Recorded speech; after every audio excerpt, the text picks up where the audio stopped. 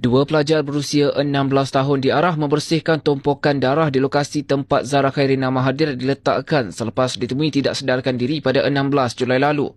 Pengawal Keselamatan Sekolah Menengah Kebangsaan Agama Tun Mustafa Limawan Linah Mansoding 65 tahun memberitahu mahkamah, warden utama dikenali sebagai Ustaz Azhari dipercayai mengarahkan dua pelajar terbabit membersihkan kawasan itu selepas Zara Khairina dibawa menaiki ambulans. Katanya seorang pengawal keselamatan lelaki turut membantu dengan menyalakan lampu suluh untuk mereka.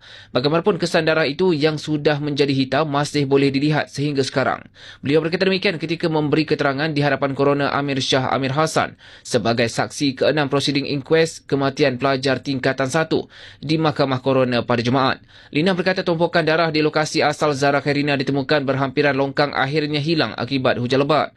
Terdahulu beliau memberitahu mahkamah ada melihat dua pelajar, seorang rakan sekelas dan Ustaz Azhari memindahkan Zara Khairina. Ketika itu katanya Zara Khairina tidak memakai tudung. Sebahagian-bahagian atas tubuhnya terbuka dan tidak terdapat selipar atau kasut berdekatan.